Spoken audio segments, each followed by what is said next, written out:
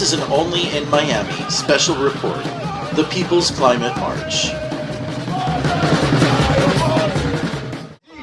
This is the PINAC 360. Go to PINAC360.com. PINAC360.com.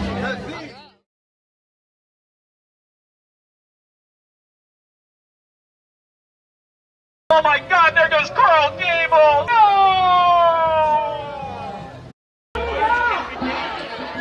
Unfortunately, national and state politics have given climate change a backseat to the realities on the ground here in Miami-Dade County. We have 2.6 million residents, and most of our land is at or below sea level. Here with Commissioner John Montestine of Miami-Dade County. So, Commissioner Montestine, tell me why you're at the Climate Change March, the Miami Climate Change March. Well, that's because this is one of the major threats to our generation, and there's been lots of education on this issue, and I think this generation, especially the millennials, have taken the lead on making sure that elected officials and leaders understand this threat and make sure that we do something about it.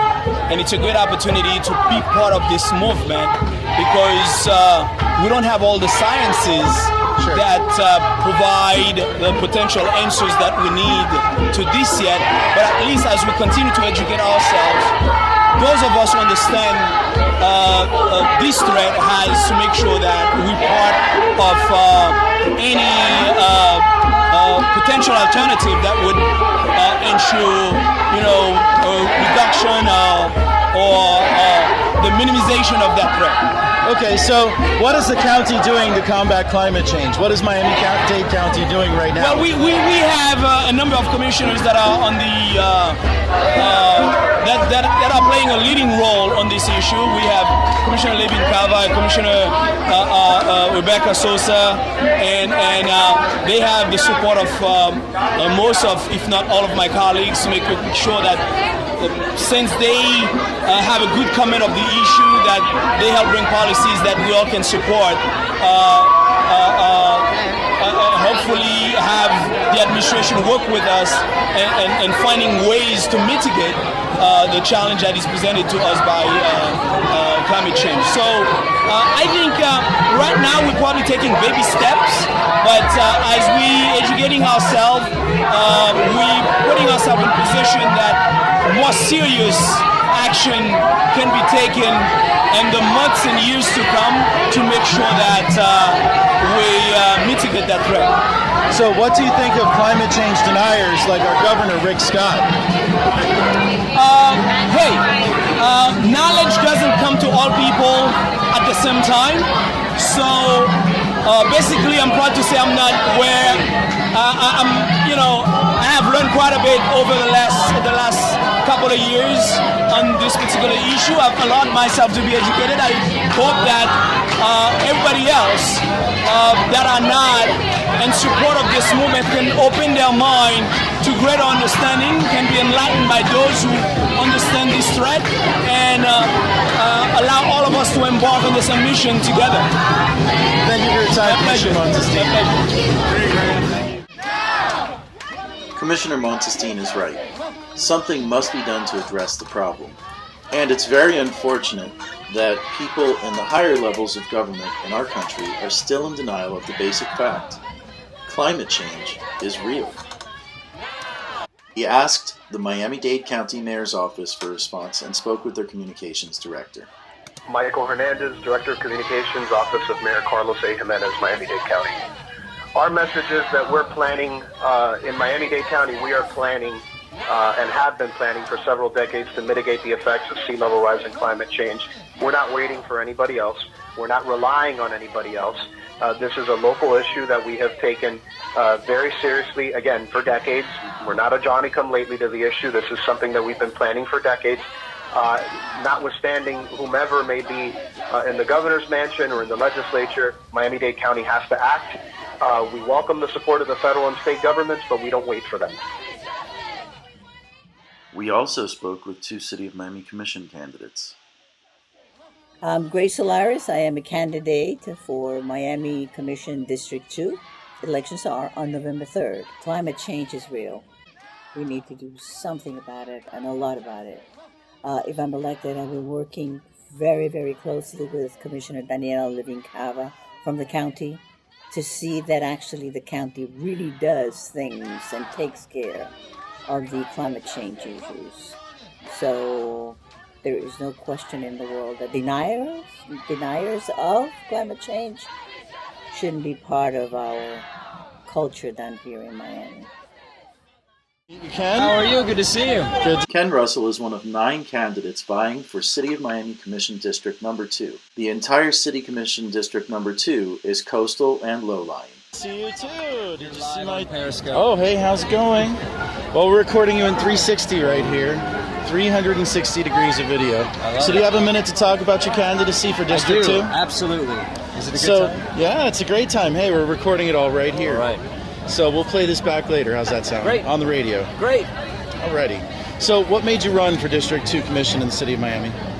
Oddly enough, it was a environmental issue that sparked my entire situation. Okay. Because before that, I did not realize that politics was where I would be best served in my community. Okay. And so a contaminated park woke me up.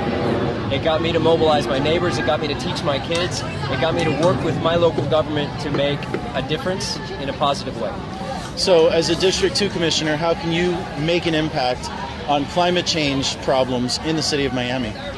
Firstly, good to see you again. Firstly, we're going to wake up the entire city of Miami and make them recognize that environmental issues are so important, because Miami is behind the rest of the county and the rest of the country, and we should be at the forefront of environmental issues, being that our Biscayne Bay is our treasure. Yeah. And if we lose so much of this environmental treasure that we have, we're going to lose everything that's great about Miami.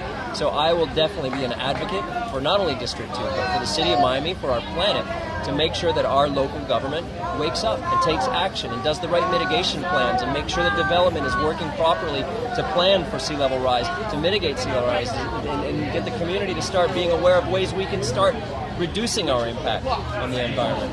So as Commissioner, how would you take a stand to root out the corruption that has enabled companies like Walmart to break Miami's zoning code, have judges declare it a gross injustice on the people, and get away with it?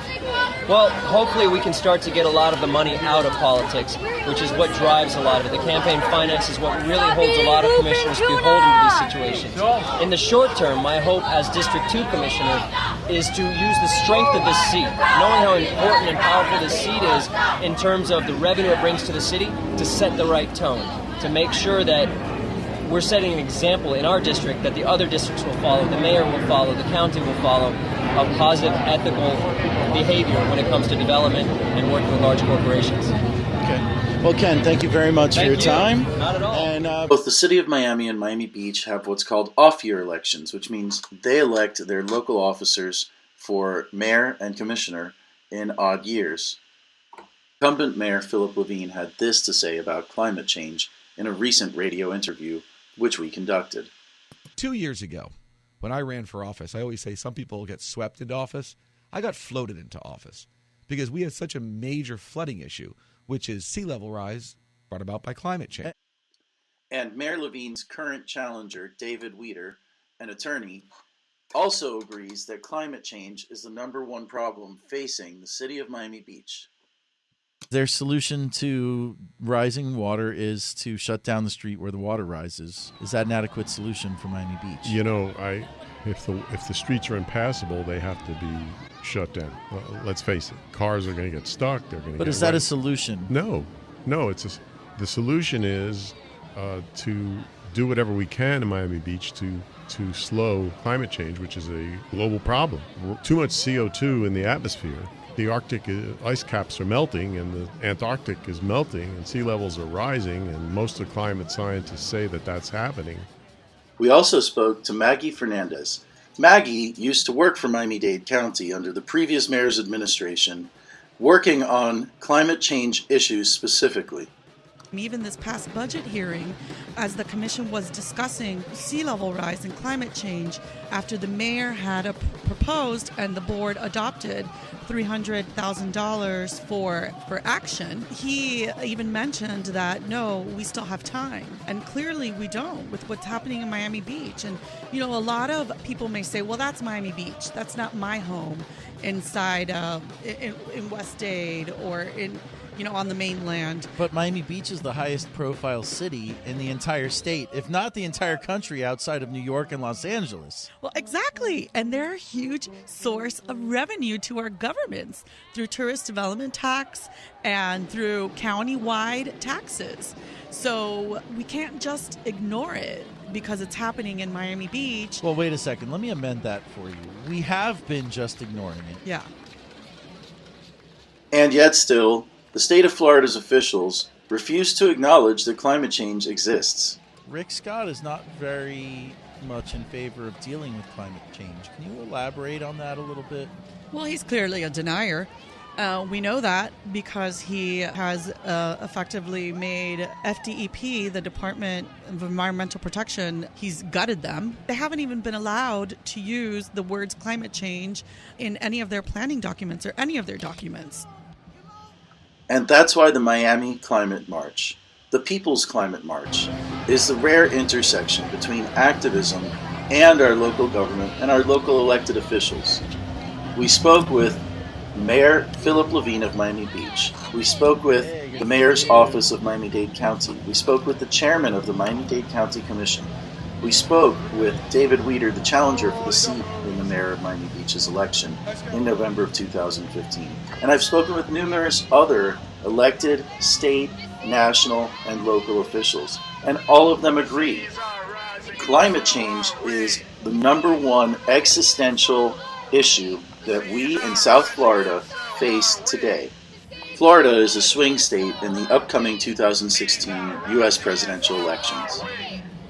At what point will the issue of climate change rise to the forefront and knock out the presidential contenders who still to this day deny climate change, when all of our local officials understand that when the water comes flooding through your street, you have to do something about it? But more importantly, they as our elected officials are tasked with doing something about it before that tragedy happens and takes away South Florida's way of life forever.